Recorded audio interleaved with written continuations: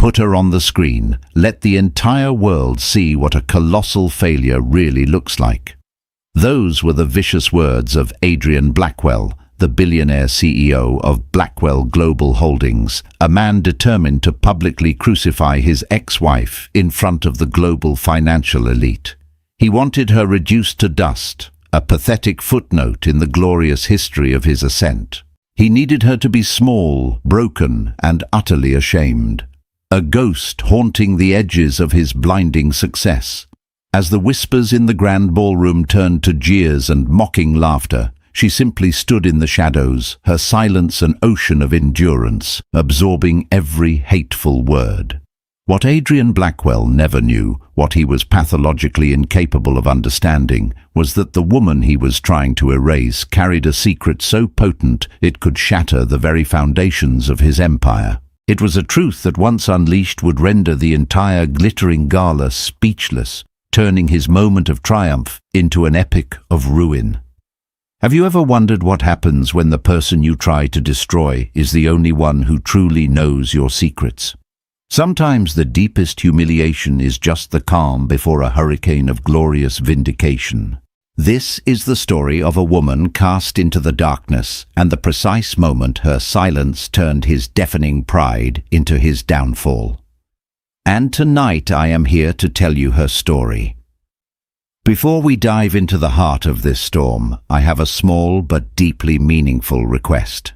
If these stories of resilience and justice resonate with you, please consider subscribing to the channel. Your support is the lifeblood that allows us to amplify voices that have been silenced and to share tales of courage that deserve to be heard across the world. Every time you click that subscribe button, you're not just watching a video, you're joining a global community that believes in the power of truth. And in the comments below, please let us know where you're watching from. I want to see how far these stories travel, because together we are not just telling stories. We are building a fortress of hope. The night her world imploded, Celeste Vaughan sat alone in the sterile silence of her kitchen. 3 years ago, the sprawling Manhattan penthouse, once a symbol of her life with Adrian, now felt like a gilded cage. Each echo amplifying her solitude. The crystal clock on the marble mantelpiece ticked with an unnerving loudness, each second a hammer blow, reminding her that the life she knew had just been systematically dismantled. Her phone vibrated on the cold granite countertop, the screen lighting up with a storm of notifications. She didn't need to look. The poison had already seeped into every corner of her life, everyone in New York, and soon the world knew. Her husband, Adrian Blackwell, had been photographed at a charity auction, not just with another woman, but with her own best friend, Vanessa Hale. Celeste's hand, frail and trembling, reached for the phone. Her thumb hovered over the screen before pressing down, and there it was, splashed across a dozen gossip sites. The photo. Adrian with his arm possessively around Vanessa, their smiles predatory and triumphant, as if they had just conquered a kingdom. The heavy oak door swung open, the sound of his custom-made Italian leather shoes clicking on the polished floorboards, a familiar death nail. Adrian Blackwell strode in his tuxedo immaculate, his bow tie artfully loosened, the air around him thick with the scent of expensive scotch and Vanessa's perfume. He looked like a king returning from a successful campaign, not a man who had just shattered a 15-year marriage. Celeste Vaughan rose, the phone clutched in her hand like a weapon. "Adrian," she said, her voice a taut snap. "Is it true?"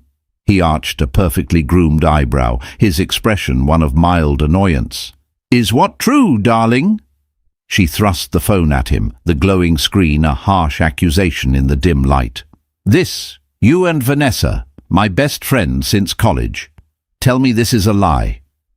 Adrian Blackwell spared the photo a cursory glance before tossing his platinum keys onto the counter. He let out a long, weary sigh, as if her heartbreak was a tedious inconvenience. "Celeste, let's not descend into melodrama. You knew this wasn't working. For years you knew I needed more. Needed more." Her voice fractured, the sound of glass breaking. You needed her. Do you have any concept of what you have just done to me? To us? What I've done?" His tone sharpened, turning from casual indifference to cold steel. "Celeste, let's be brutally honest for a moment. You were never built for this world. You couldn't keep up. I am building a legacy, an empire that will be spoken of for centuries. You, my dear, are stuck in sentimentality. Vanessa understands power. She understands ambition. She makes me look stronger. You never did." Her breath hitched in her throat. The casual cruelty of his words felt like physical blows. "I gave you everything, Adrian. I supported you when you were nothing but a dreamer with a risky idea. I believed in you." He cut her off, his voice as cold and unforgiving as a winter morning. "And you served your purpose admirably, but that purpose has expired. Don't prolong this agony. The divorce papers have been drawn up for weeks. My lawyers will be in touch. Sign them, take the settlement, and move on." Her body began to shake, a violent, uncontrollable tremor. "So that's all I was? A purpose that expired? 15 years of my life just upgraded?" "Precisely," he said, a faint, cruel smile playing on his lips. "Upgraded." The word delivered with such surgical detachment set her soul on fire. In the days that followed, she tried to fight, but Adrian was a blitzkrieg. His legal team was a pack of sharks, shredding her character in court and in the press. To the world, he was the brilliant, charismatic visionary, and she was the bitter, scorned wife. The media feasted on the narrative he spun. Headlines celebrated his new power couple status with Vanessa while painting Celeste as a weak, jealous woman clinging to the past. The betrayal cut deeper when it came from her own family. One evening, her brother Nathan called. "Amy," he began, his voice strained. "What the hell is going on? I'm hearing things. People are saying you're trying to ruin Adrian's reputation." She froze, the phone feeling like a block of ice against her ear. "Me? Nathan? He cheated on me with my best friend. He left me for her.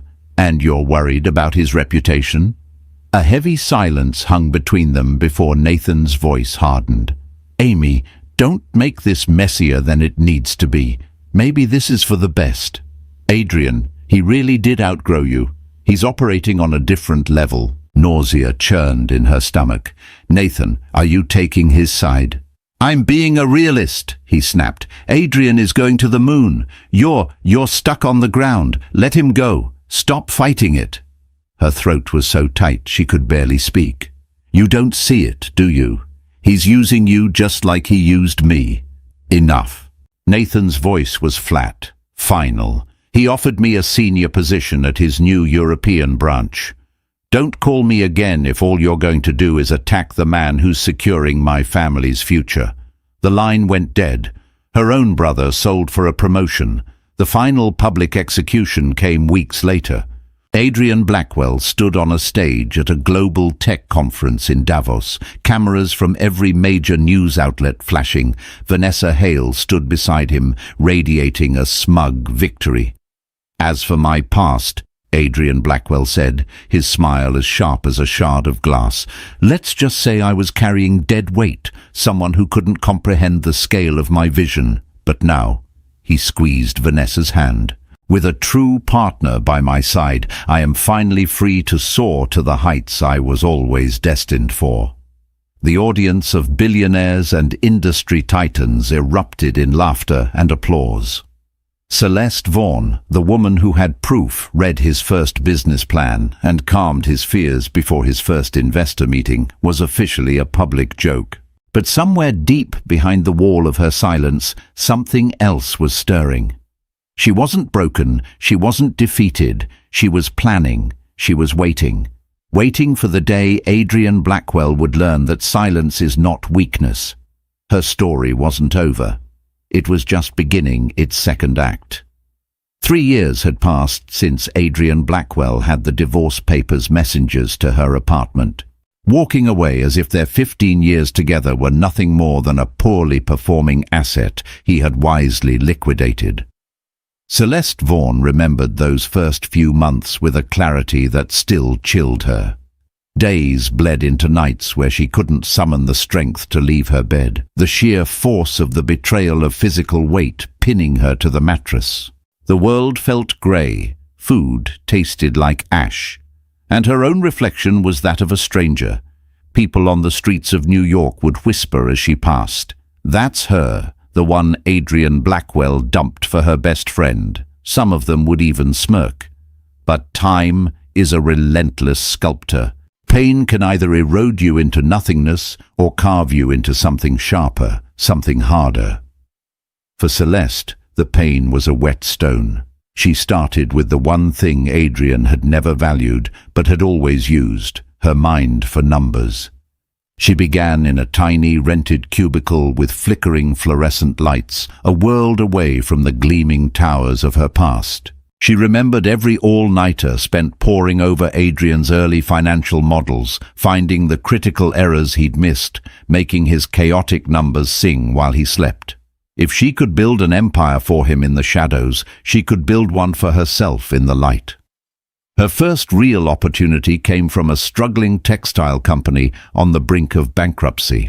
The owner, a grizzled old-school businessman named Mr. Harrison, eyed her resume with profound skepticism. "You're Adrian Blackwell's ex-wife?" Celeste met his gaze, her spine straight. "I am." He leaned back, his chair creaking in protest.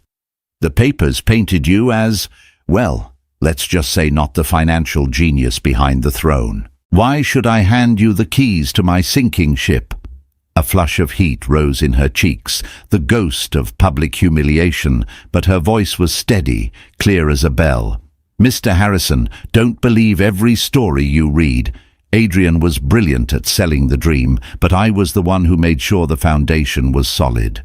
I balanced the books that allowed him to build his empire. I can handle your chaos." Harrison studied her for a long, tense moment, then let out a resigned sigh. "All right. You've got 1 month. Show me I'm not making a mistake."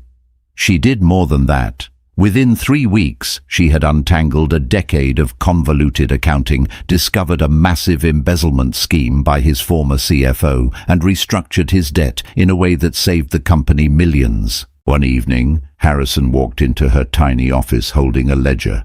"You weren't kidding," he said, a note of grudging awe in his voice. "You have a gift. Adrian Blackwell is a damned fool." Celeste allowed herself the smallest of smiles. Yes, he is. From that single rescue, her reputation began to grow in quiet, influential circles. Job by job, deal by deal, she moved from textiles to tech startups to real estate. She learned the intricate dance of leveraged buyouts, the hidden language of offshore accounts, the profound art of patience. When she made her first major acquisition, a portfolio of distressed commercial properties that everyone else considered toxic, the old guard of Wall Street laughed. "That's a graveyard," one prominent broker scoffed at a luncheon. "She's throwing good money after bad." Celeste just smiled, her faint, enigmatic smile. "We shall see." 6 months later, after strategically renovating and repositioning the properties just as the market shifted, that same broker cornered her at an event, shaking his head in disbelief. "I don't know how you saw that coming. You turned rubble into a gold mine." Celeste raised her champagne flute. Sometimes the most valuable treasures are the ones that others have thrown away. By the end of the 2nd year, she was no longer a joke or a ghost. She was a whispered legend, a phantom. Investors began seeking her out, intrigued by the mystery. Some who knew her story couldn't resist testing her. At a high-stakes negotiation, a notoriously aggressive hedge fund manager leaned across the polished mahogany table, a smirk on his face. "Tell me, Miss Davenport, are you doing all this to make a fortune, or just to prove to your ex-husband that you're not the pathetic creature he made you out to be?" The room fell silent. Her entire team held its breath. Celeste met his condescending gaze with a look of serene calm. "Why must it be one or the other?" she replied smoothly. "A fortune proves itself. And as for failure, failure is simply the price of tuition for the greatest education on earth.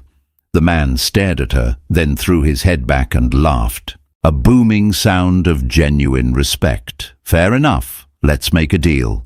By then, she was no longer operating from a cramped cubicle. Her new firm, Aurelia Capital, occupied the top 3 floors of a sleek glass skyscraper in Midtown with a panoramic view of the city that Adrian's own office once commanded. She had armies of analysts, lawyers and strategists working for her. And yet to the wider world she remained an enigma, her name rarely appearing in print. One rainy Tuesday afternoon, her young, fiercely loyal assistant Clara burst into her office, her face flushed with excitement, clutching a thick file. "Miss Davenport," she said, her voice trembling slightly, "the final transaction went through. It's complete. You now own the controlling interest in Blackwell Global Holdings." For a long moment, Celeste said nothing. She simply stared at the documents, at the bold, arrogant logo of the company Adrian had built. Her company now. Clara's eyes were wide with disbelief. You actually did it. You own his empire." Celeste reached out and touched the folder, her fingers tracing the logo. "No, Clara," she said, her voice soft but firm. She paused, a universe of meaning in her eyes. "I own my company. He just hasn't been informed yet." That night, for the first time in 3 years, Nathan called her. "Amy," he said, his voice hesitant, cautious, "I've been hearing whispers on the street. Unbelievable things. People are saying you're a major player now. Is any of it true?"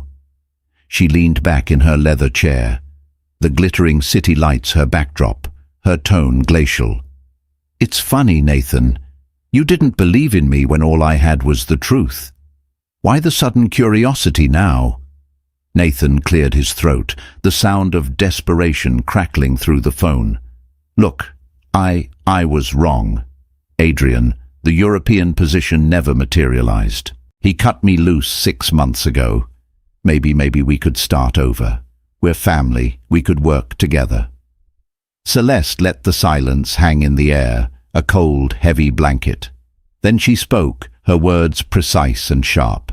"You chose a job offer over your sister, Nathan. You made your decision. Amy, please, you're my sister." A bitter laugh escaped her lips. "A sister you sold out for the promise of a corner office. You should have read the fine print." His voice became a desperate plea. "Don't do this. Don't shut me out. I need your help." Celeste's words were the calm, quiet finality of a closing door. "So did I. 3 years ago, and you weren't there. Goodbye, Nathan." She ended the call, and for the first time she felt no pain, only closure.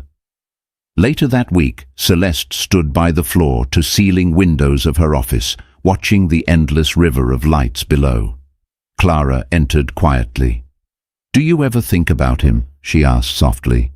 Celeste didn't turn from the window every single day. "And if he saw you now?" A faint, almost imperceptible smile touched Celeste's lips. "Oh, he will very, very soon." Clara hesitated. "What are you going to say to him?" Celeste finally turned, her eyes holding a calm, unshakable power.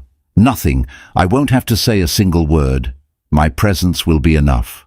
3 years after her spectacular fall from grace, Celeste Vaughan was no longer the broken wife, the forgotten woman. She was a force, she was powerful, she was ready.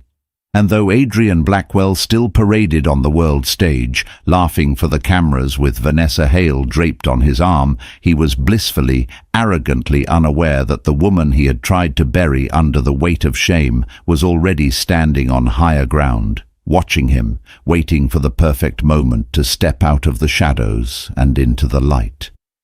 The day of reckoning was coming, and when it arrived, Adrian would finally understand that the silence he had so arrogantly mocked was never weakness. It was the sound of power sharpening its blade. If you haven't subscribed yet, now would be the perfect moment to join our community by hitting that subscribe button. Through stories like Celeste's, we aim to build a world of hope and provide a voice for women and children who have faced abuse and injustice globally. You can motivate us to continue this mission by subscribing and turning on your notification bell so you never miss a story that truly matters. Also, let us know in the comments where are you watching from and has any part of this story resonated with you personally. The invitation arrived on a sheet of heavy cream-colored cardstock, the Blackwell Global Holdings logo embossed in shimmering platinum. Celeste stared at it, her fingers tracing the ostentatious lettering, Blackwell Global Holdings Annual Innovators Gala. At the bottom, scrolled in Adrian's arrogant, slanted handwriting, were 4 words that dripped with condescension. Your presence is requested. She almost laughed out loud. Requested? No, this was a summons, a command performance. She knew exactly what it was. A public spectacle. Adrian wanted her there, a pathetic ghost at his feast, so he could parade his success and remind everyone, including her, how far she had supposedly fallen. The doorbell chimed. Celeste opened it to find her old college roommate, Claire, holding 2 cups of coffee and an expression of deep concern. "Don't you dare tell me you're actually going to this thing," Claire said, her eyes immediately locking onto the invitation on the counter. Celeste picked it up, a strangely calm smile on her face. "He sent it himself. He wants me there." "He wants to humiliate you one last time for good measure," Claire retorted, her voice rising. "Don't give him the satisfaction, Amy. Please stay home. We can order pizza or watch terrible movies, anything but walking into that viper's nest." Celeste's serenity was unsettling. She folded the invitation with deliberate care and slid it into her handbag. "I'll be there." Claire grabbed her arm, her eyes pleading. "Why? Why would you willingly walk into his trap?" "Because," Celeste said, her voice a quiet murmur of steel. "Sometimes the only way to disarm a trap is to step right into it with your eyes wide open." The news of her intended attendance spread through the elite circles of New York like a virus. It reached her brother Nathan within days. He called, his tone frantic. "Amy, I just heard Adrian invited you to the gala. You're not seriously going, are you?" "I am," she replied, her voice flat. Nathan let out an exasperated sigh. "For God's sake, why? He's setting you up for another public slaughter. Do you want to be a laughingstock all over again? Do you want the cameras in your face, people whispering about how tragic you look?" Celeste's voice remained unnervingly calm. "Nathan, if I allowed whispers to dictate my life, I would have evaporated 3 years ago. You've survived." "Yes, but Adrian is still Adrian. He doesn't lose Amy, he annihilates." A faint, almost imperceptible smile touched her lips. So do hurricanes, but eventually they pass. Nathan was silent for a moment. "I don't understand you anymore. You used to be so fragile. Now you talk like you're plotting something." "Maybe I am. Amy, I'm begging you, don't go. He will ruin you." She ended the call with a single, chilling sentence. "No, Nathan. This time I'll be the one left standing when the storm clears." Meanwhile, across the city in his penthouse overlooking Central Park, Adrian Blackwell swirled a glass of vintage brandy. Vanessa Hale, draped in diamonds, lounged on a silk chaise, scrolling through a tablet. "Did she RSVP?" Vanessa asked, a bored tone in her voice. "Not yet," Adrian said with a smug grin, "but she'll come. Celeste always cracks under pressure. She'll walk in wearing some sad, off-the-rack dress, her head held low, trying to project some pathetic semblance of bravery. And when she does, he smirked. "I will personally make sure every camera in that room captures what true failure looks like." Vanessa laughed, a sound like shattering glass, though a flicker of unease crossed her features. "She's pathetic, Adrian. But are you sure this is a good idea? Why poke a sleeping dog?" He shot her a cold, dismissive look. "This isn't about her. This is about solidifying my narrative. It's about showing the board, the investors, the entire world that I have moved on to bigger and better things. Celeste's presence is merely the final punctuation mark on my success story. A living, breathing testament to the fact that I upgraded. Vanessa's smile returned, though her eyes remained watchful. Well then, darling, let's give them a show they'll never forget. In the days leading up to the gala, Celeste's schedule was a whirlwind of encrypted calls and discreet meetings. Claire, staying with her for support, noticed a parade of mysterious visitors. Men in impeccably tailored suits, arriving in black cars with tinted windows, leaving Celeste's office hours later with expressions of shock and awe. One afternoon, Claire could no longer contain her curiosity. "What is going on, Amy? You're different, secretive. Who are these people?" Celeste simply sipped her green tea and smiled. "Just tying up a few loose ends with old acquaintances." "Old acquaintances don't have security details and carry briefcases that look like they belong to heads of state," Claire retorted. "You're hiding something big." Celeste leaned forward, her eyes calm but intensely sharp. "Not hiding, Claire. Positioning." A shiver went down Claire's spine. "Amy, what have you been planning?" Celeste didn't answer directly. She just placed her hand over Claire's and said softly, "Trust me." The night before the gala, Celeste stood before her walk-in closet. A row of exquisite gowns hung in pristine order. She ran her hand along the fabric of a simple, elegant black silk gown, the one she had chosen. Her phone buzzed on the vanity. A single encrypted message appeared on the screen. "All assets are in place for tomorrow, awaiting your signal." She typed back 2 words. "Hold position." For a moment, she closed her eyes, allowing the image of the woman she had been to surface. The weeping wife, the humiliated outcast, the woman the world had laughed at. That woman was a ghost, a memory. Tomorrow night, Adrian would see. Tomorrow night, the entire world would see, and she wouldn't have to raise her voice. Her silence would be the loudest sound in the room. The night of the gala arrived, a tempest wrapped in velvet. The city was a tapestry of glittering lights, and Blackwell Global Holdings had transformed the grand ballroom of the Plaza Hotel into a monument to obscene wealth. It shimmered with cascades of crystal and gold, the air thick with the scent of expensive perfume and the sound of clinking champagne flutes. Sleek limousines deposited guests into a frenzy of flashing cameras and shouting reporters.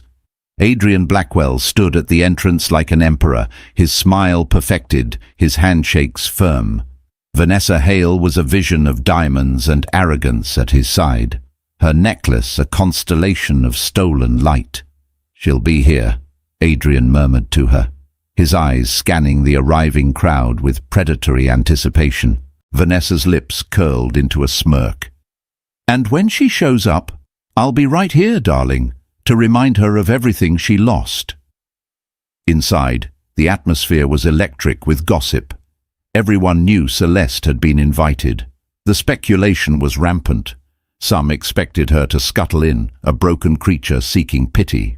Others were certain she wouldn't dare show her face. Miles away, in her own quiet apartment, Celeste fastened the clasp of a simple, elegant diamond necklace. Claire paced nervously behind her, wringing her hands. "You don't have to do this, Amy," she said, for what felt like the 100th time. "You look breathtaking, but this isn't a party. It's an execution, and Adrian doesn't play fair." Celeste gazed at her reflection. The woman staring back was not the one Adrian had discarded. Her dark hair fell in soft, controlled waves. The black silk gown was a statement of quiet, lethal power. But it was her eyes that held the most dramatic transformation. They were calm, steady, and utterly devoid of the fear that had once haunted them. "I know exactly what this is, Claire," she said softly, "and that's precisely why I have to go. What if he tries to hurt you again to embarrass you?" Celeste slipped on a pair of black stiletto heels, her movements fluid and unhurried. Then let him try. Her phone buzzed. A single message glowed on the screen. "All parties are in position. We await your arrival." Claire frowned. "Who keeps texting you? What is going on?" Celeste met her friend's worried eyes in the mirror and offered a faint, reassuring smile. Just business. Business? Claire repeated, her voice a mix of awe and terror. My God, Amy, you've changed. You're stronger. I don't know whether to be proud of you or terrified for you. Be both, Celeste whispered, picking up her clutch and walking towards the door. Outside the hotel, a new wave of camera flashes erupted as a sleek, unadorned black sedan pulled up to the curb. The driver opened the door and Celeste Vaughan stepped out. A collective gasp rippled through the press corps. Reporters surged forward, their cameras clicking in a frenzy. Is that Celeste Vaughan? My God, she looks incredible. Did you see that gown? The whispers were no longer mocking. They were filled with stunned disbelief. Her brother Nathan, who had been loitering near the entrance, rushed forward, nearly stumbling. Amy, he hissed, his voice low and urgent. You can't be here. Adrian is inside, waiting to humiliate you. Please turn around. Celeste's gaze was cool, her tone even. Relax, Nathan. I'm not the woman you abandoned. He frowned, confused. What are you talking about? You'll see, she said, brushing past him without a second glance. The sound of her heels on the marble floor was sharp, deliberate, and final. Inside, a wave of silence followed her entrance. Heads turned, conversation stuttered, and died. Celeste Vaughan moved through the opulent ballroom, not like a guest, but like she belonged there. No, like she owned it. Adrian's smug grin faltered for a half-second before his mask of arrogance snapped back into place. He strode forward, his arm clamped around Vanessa. Celeste, he boomed loud enough for everyone nearby to hear. How bold of you to show up. I wasn't sure you'd find the courage. Celeste's lips curved into a faint, knowing smile. Courage is not something one measures by party invitations, Adrian. A nervous titter went through the onlookers. Vanessa squeezed Adrian's arm, her voice a venomous purr. Celeste, darling, you look well better than I would have expected. Tell me, who dressed you tonight? Celeste tilted her head slightly, her gaze sweeping over Vanessa's extravagant diamond necklace. No one dresses me, Vanessa. I dress myself. Can you say the same? Audible gasps rippled through the guests. Adrian's jaw tightened. He leaned in, his voice a furious whisper. Remember where you are, Celeste. This is my kingdom, my night. Don't make a fool of yourself. Celeste's serene smile never wavered. Embarrassment is for people who still have something left to lose. Her words were a puzzle he couldn't solve, and it unnerved him. From across the room, Claire watched, her heart pounding with a mixture of fear and exhilaration. She's not here to be a victim, she thought. She's here to close a chapter. Nearby, an elderly board member murmured to another, Do you see how people are greeting her? With respect. She has a presence, almost as if he trailed off, shaking his head as if to clear it. Celeste moved through the crowd with a quiet grace, shaking hands, exchanging brief, pleasant words with people Adrian considered his staunchest allies. But as she passed, more than one powerful investor gave her a subtle, respectful nod. It was almost imperceptible, but it was undeniably there. Adrian saw it. His smile grew stiff. Something was fundamentally wrong. He couldn't put his finger on it, but the dynamics of the room felt off. Vanessa leaned in, whispering in his ear, Why are they looking at her like that? Why are they treating her like she matters? Adrian's eyes narrowed, fixed on Celeste. Because they feel sorry for her. She's nothing. Tonight, everyone will be reminded of that fact. But as Celeste raised a glass of water and met his hostile stare from across the room, her expression calm and unreadable, Adrian Blackwell felt for the first time in 3 long years a sharp flicker of doubt. The gala had just begun, and while he believed he was setting the stage for Celeste's final crushing humiliation, the truth was far more terrifying. The trap he thought he had laid was already closing, not around her, but around him. Ladies and gentlemen, Adrian began, his voice echoing from the stage. I want to thank you all for being here to celebrate another record-breaking year for Blackwell Global Holdings. This is a special night for me, not just because we are embarking on a bold new chapter, but because I am able to share it with the people who truly matter. He paused, pulling Vanessa closer, his eyes finding Celeste in the crowd, and of course with the woman who has given me the strength, the vision, and the love to achieve it all. The kind of partner a man of my stature deserves. Polite, if slightly strained, applause filled the room.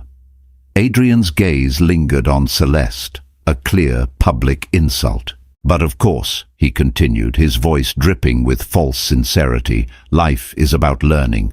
Some partnerships hold you back. Some people simply lack the ambition, the grit to rise with you. And when that happens, you have to be ruthless enough to make a choice. The crowd chuckled, a low, uncomfortable sound. Dozens of pairs of eyes darted toward Celeste, waiting for her to crumble. She remained perfectly still, her posture regal, her face a mask of serenity. She did not flinch, she did not look away. Vanessa leaned toward Adrian's ear, whispering with a triumphant smirk. "She's just standing there like a statue." "Good," Adrian whispered back. Let her drown in her own pathetic silence. Later, as Adrian circulated, he felt the atmosphere shift. The difference he was accustomed to was subtly, inexplicably absent. When he cornered Mr. Allen, a pivotal investor, to discuss a new venture, the older man offered only a thin, non-committal smile. "We can discuss that at a later date, Adrian." "Later," Adrian pressed, his own smile feeling tight. Now is the perfect time. But Allen simply excused himself, and to Adrian's utter astonishment, drifted across the room towards Celeste's quiet corner. Adrian's jaw clenched. Moments later, he approached Mr. Patterson, a board member known for his sycophantic praise. "Patterson, glad you could make it. About that expansion deal." But Patterson avoided his gaze, mumbling something vague about needing to review new data before making any commitments. Vanessa noticed it too.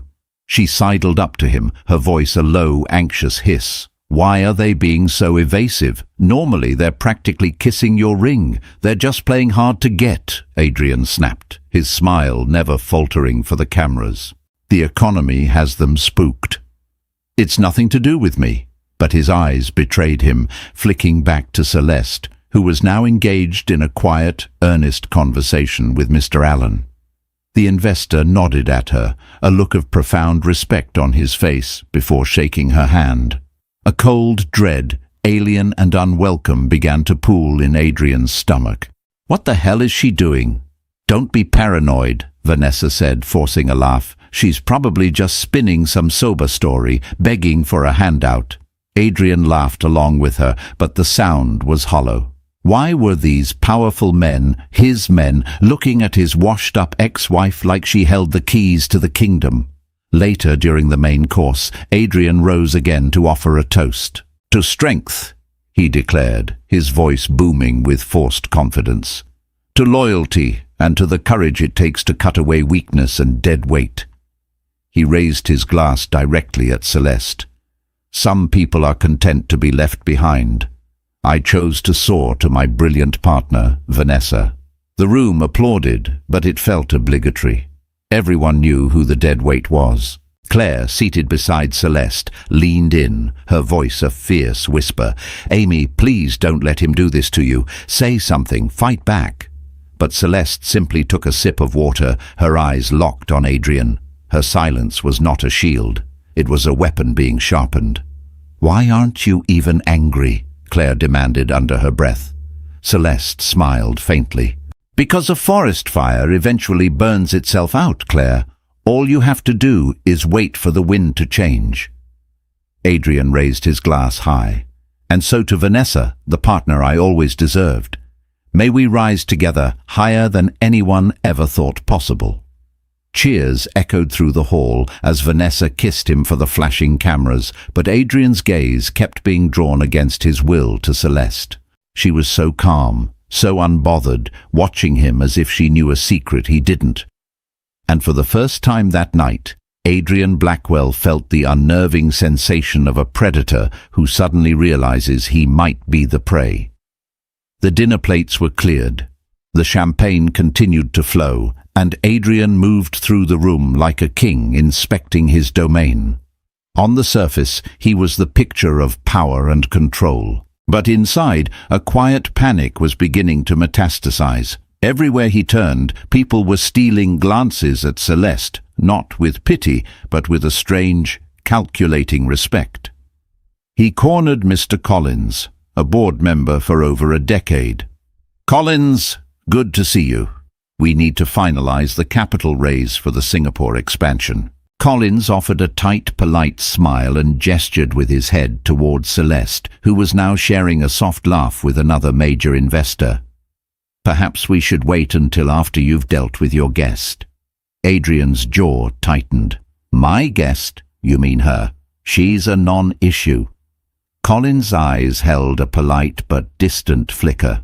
"We'll see." Then he excused himself and walked directly over to Celeste. Adrian felt his stomach knot. At their table, Vanessa's voice was sharp with irritation.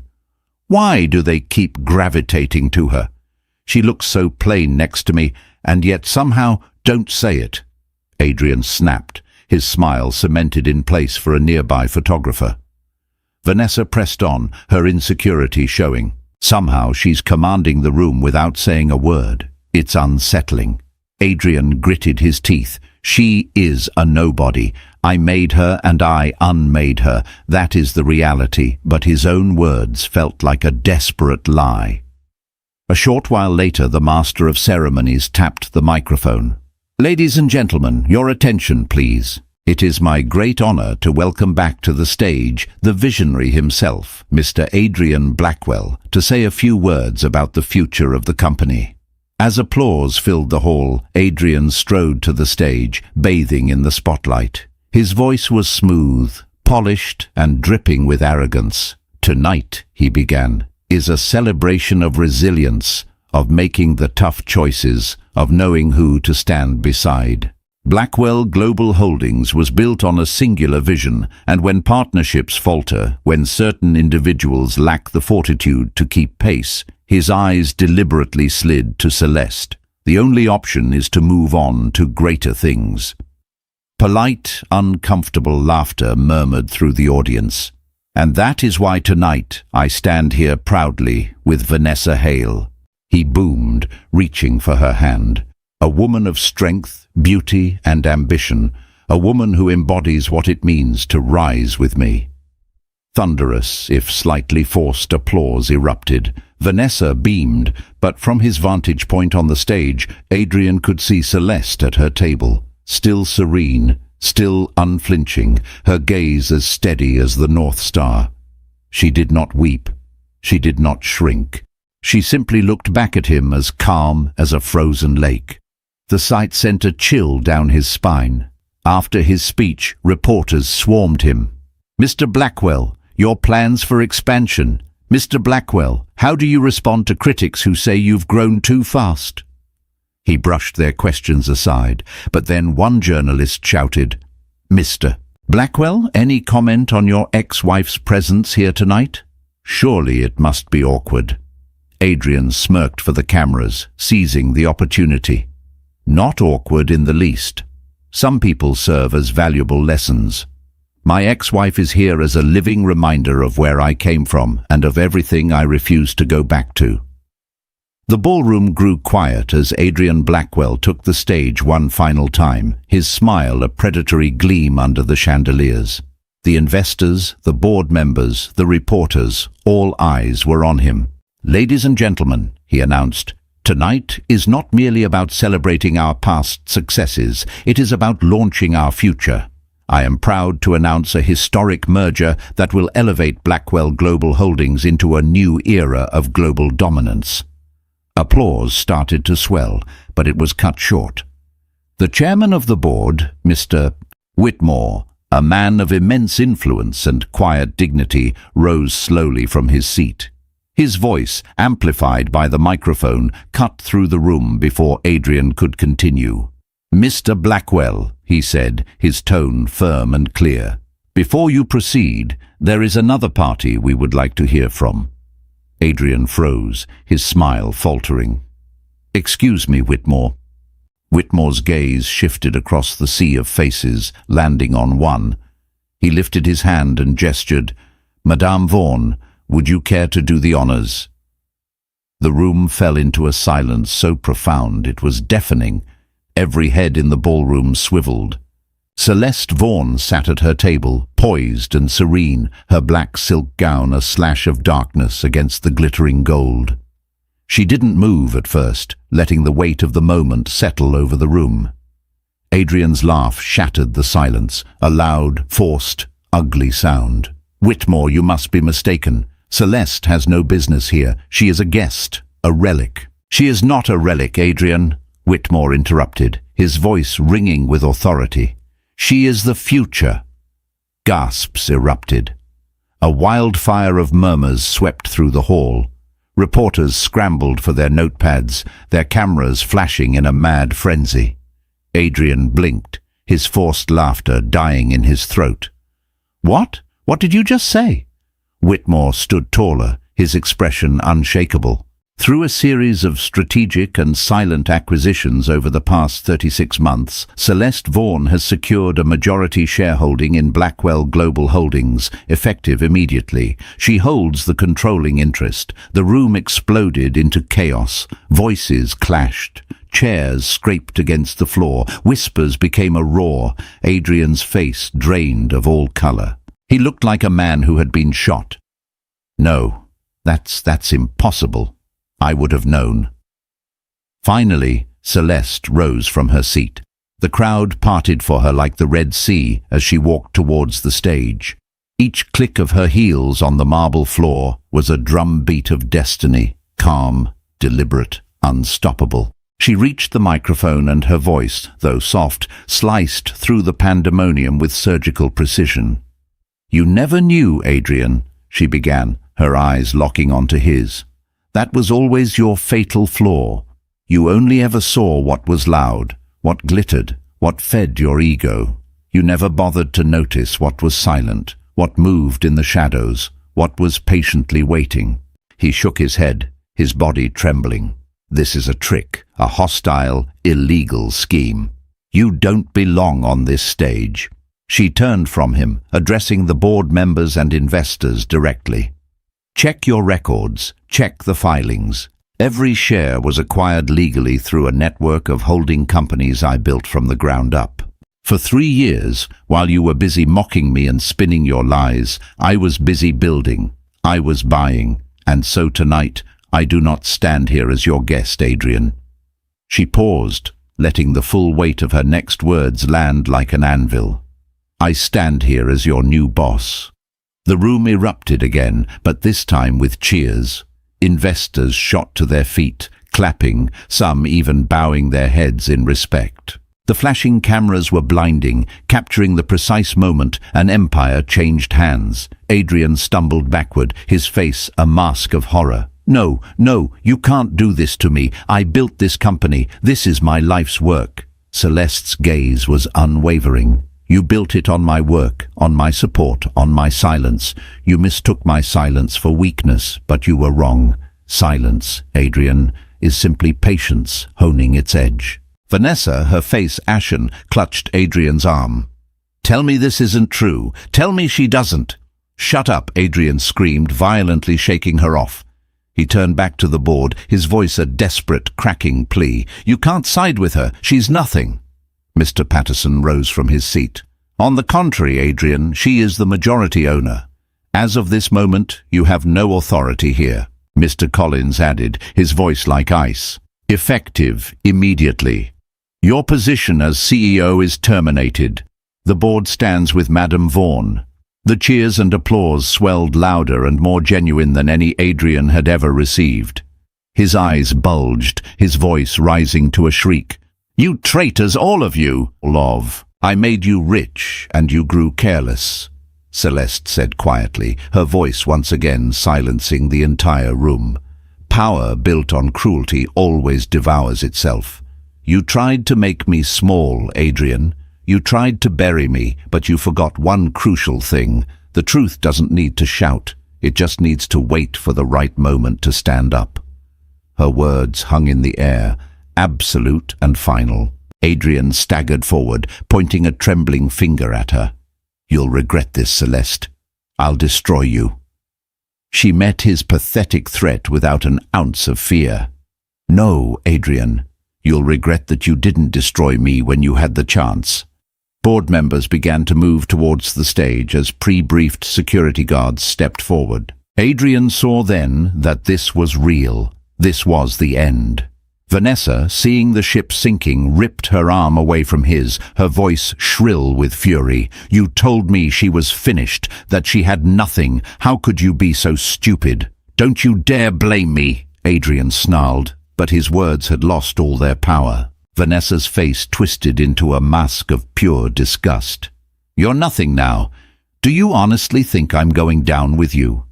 She turned on her heel and stormed away, the cameras greedily following her retreat, capturing every moment of her craven betrayal. Vanessa, Adrian called after her, his voice breaking. Don't you walk away from me. But she never looked back. The chairman raised his voice over the den. Ladies and gentlemen, please join me in welcoming Celeste Vaughan as the new owner and controlling authority of Blackwell Global Holdings. The crowd roared its approval. Celeste stood tall, her expression serene. She did not smile. She did not gloat. She simply held up a hand for silence. This moment, she said, her voice resonating with quiet strength, is not about revenge. It is about restoration. For years, I was portrayed as weak, as a failure, as a woman whose worth was tied to the man she stood beside. But the truth is, dignity can never be taken from you. It can only be surrendered, and I never ever surrendered mine. The room was still, her words washing over them. Adrian, pale and shaking, made one last desperate attempt. Please, Celeste, don't do this. We can work something out. Her eyes softened for a fraction of a second, not with pity, but with a deep final sorrow for the man he could have been. You had your chance to build a world with me, Adrian. You chose to try and burn mine down instead. Now you are left standing in the ashes you created. The security guard stepped forward and gently but firmly took his arms. He sagged, defeated, as they escorted him towards the exit, a parade of flashing cameras documenting his utter disgrace. Celeste watched him go, her head held high, not in vengeance, but in the quiet triumph of a soul restored. The man who had once publicly branded her a failure was now leaving his own gala, stripped of his company, his fiancée and his pride. And Celeste Vaughan, the woman he had thrown away, now stood at the undisputed center of the empire he had foolishly believed was his alone. As the night drew to a close, Claire rushed to her side, her eyes shining with tears. Amy, you did it. I can't believe it. You actually did it. Celeste touched her friend's arm gently. No, Claire. The truth did it. It just needed a little time. She turned to face the room, the city, and her future, her head held high. The whispers that once sought to destroy her were now speaking her name with nothing but awe. And for the first time in a very long time, Celeste Vaughan walked away from a battle, not broken, not bitter, but whole. Her silence had finally been understood. The storm had passed, and Adrian Blackwell was nothing more than a ghost. What Celeste's story teaches us is a profound lesson about value. Some people like Adrian know the price of everything but the value of nothing. They can't value loyalty. They can't value history. And they can't value the quiet strength of a person who refuses to break. Celeste's victory wasn't just about taking back a company. It was about reclaiming her own narrative. It was about proving that true power isn't loud or arrogant. It's patient, it's resilient, and it's built on a foundation of unshakable integrity. Her story is a reminder to us all that the world may try to define you, to label you, to make you small, but your worth, your dignity is yours and yours alone. Never surrender it. Thank you for being with us for this incredible journey. If Celeste's story of strength moved you, please show your support by liking this video and sharing it with someone who might need to hear this message. Don't forget to subscribe and click the notification bell so you can join us for more powerful stories. Until next time, stay strong, believe in your own worth, and never ever let anyone silence your truth.